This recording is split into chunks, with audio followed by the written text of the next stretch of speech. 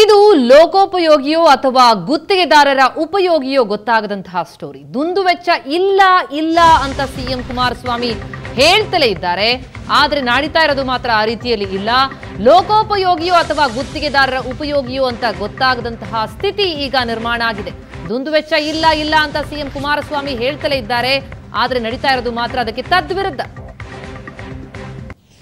ನಾನು ಮಾತ್ರ ವೆಚ್ಚ ಮಾಡ್ತಾನೆ ಇರ್ತೀನಿ ಅಂತಿದ್ದಾರೆ ರಿನೋವೇಷನ್ ರೇವಣ್ಣ ಲೋಕೋಪಯೋಗಿ ಸಚಿವರ ಅಥವಾ ನವೀಕರಣ ಸಚಿವರ ಅನ್ನುವಂತಹ ಪ್ರಶ್ನೆ ಈಗ ಎದುರಾಗಿದೆ.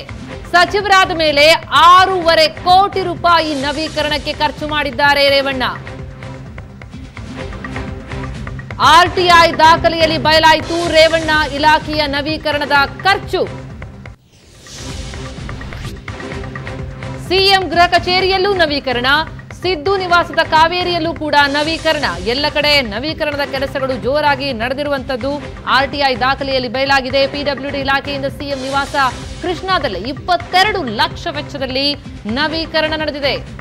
ಮಾಜಿ ಸಿಎಂ ಸಿದ್ದರಾಮಯ್ಯ ನಿವಾಸ ಕಾವೇರಿಯಲ್ಲಿ 8,62,000 ರೂಪಾಯಿಯ ಖರ್ಚು ವೆಚ್ಚದ ಅಲ್ಲಿ ನವೀಕರಣ ನಡೆದಿರುವಂತದ್ದು. ಈ ಕಾಮಗಾರಿಯ ಸೃಷ್ಟಿಕರ್ತ ರೇವಣ್ಣನ ಬಲಗೈ ಬಂಟ ಎಇಇ ಮಾಲ್ತೇಶ್. ಗುತ್ತಿಗೆದಾರರಿಗೆ ಲಾಭ ಮಾಡಿಕೊಡುವ ಚಾಣಾಕ್ಷ ಅಧಿಕಾರಿಯ ಮಾಲ್ತೇಶ್.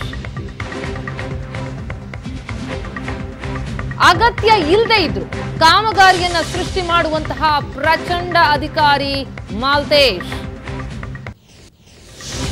ದುಂದುವೆಚ್ಚ ಮಾಡಲ್ಲ ಅಂತ ಸಿಎಂ ಅಂತಾರೆ. ಆದ್ರೆ ಎಇ ಆಗ್ತಿದ್ದ ಮಾಲ್ತೇಶ್ಗೆ ಬಡ್ತಿ ನೀಡಿ ಎಇ ಭಾಗ್ಯವನ್ನ ಕರುಣಿಸಿದ್ದಾರೆ ಸಚಿವ ರೇವಣ್ಣ. ಈಗ ನಡೀತಾ ಇರುವುದು ಬರೀ ನವೀಕರಣ. ಒಂದು ಕಾಮಗಾರಿಯನ್ನ ಮೂರು ಬಾರಿ ಬಿಲ್ ಮಾಡಿ ತೋರಿಸುವಂತಹ ದಾಖಲೆಗಳು ಕೂಡ ಇರುವಂತದ್ದು. ಎಲ್ಲರ ಕಾಮಗಾರಿಯ ಸೃಷ್ಟಿಕರ್ತ ರೇವಣ್ಣನ ಬಲಗೈ ಬಂಟ ಆಗಿರುವಂತಹ ಎಇ ಮಾಲ್ತೇಶ್. ಗುತ್ತಿಗೆದಾರರಿಗೆ ಲಾಭ ಮಾಡಿಕೊಡುವಂತಹ ಚಾಣಾಕ್ಷ ಅಧಿಕಾರಿ. ರೇವಣ್ಣನವರೇ, ಈ ಅಕ್ರಮಕ್ಕೆ ಹೇಗೆ ಅವಕಾಶ ನೀಡಿದ್ದೀರಿ?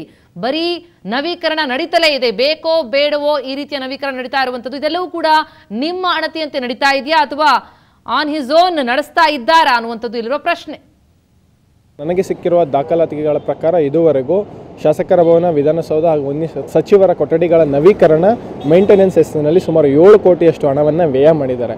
ಸೊ ಯಾವ ಪುರುಷಾರ್ಥಕ್ಕಾಗಿ ಈ ಕೆಲಸ ಮಾಡಿದ್ದಾರೆ ಅನ್ನೋದನ್ನು ಅಲ್ಲಿರುವ ಅಧಿಕಾರಿಗಳು ಹೇಳಬೇಕು ಅಥವಾ ಸಂಬಂಧಪಟ್ಟಂಥ ಸಚಿವರು ಹೇಳಬೇಕು.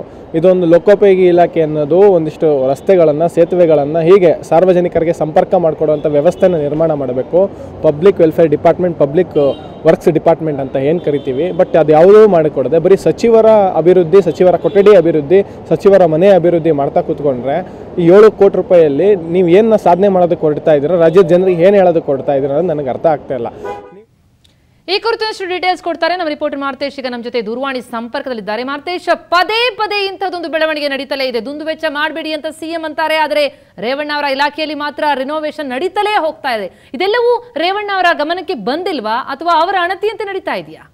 ಬಹಳ ಆಶ್ಚರ್ಯ ಅನ್ಸುತ್ತೆ ಪ್ರತಿಮೆ. ಯಾಕಂದ್ರೆ ಬೇರೆ ಇಲಾಖೆಗಳ ಕಾಮಗಾರಿಗಳಿಗಾಗಿ ಪ್ರಸ್ತಾವನೆ ಬಂದಂತ ಸಂದರ್ಭದಲ್ಲಿ ಸುಮಾರು ಒಂದು 5-10 ಲಕ್ಷದ್ದಾದ್ರೆ ರೇವಣ್ಣ ಅವರ ಅಬ್ಜೆಕ್ಷನ್ ಆಗ್ತಾರೆ. ಆದ್ರೆ ಅವರದೇ ಇಲಾಖೆಯಲ್ಲಿ ಶಾಸಕರ ಕೊಠಡಿಗಳು, ಸಚಿವರ ಕೊಠಡಿಗಳು, ಮನೆಗಳು, ಈ ರೀತಿ ನವೀಕರಣಕ್ಕೆ ಇಷ್ಟೊಂದು ವೆಚ್ಚ ಆಗ್ತಾ ಇದ್ರು ಯಾಕೆ ರೇವಣ್ಣನವರು ಪ್ರಶ್ನೆ ಮಾಡ್ತಾ ಇಲ್ಲ? ಅಥವಾ ಅವರ ಗಮನಕ್ಕೆ ಗೊತ್ತಿದ್ದೇ ಇದೆಲ್ಲ ನಡೀತಾ ಇದೆಯಾ ಅನ್ನೋದು ಸದ್ಯದ ಪ್ರಶ್ನೆ.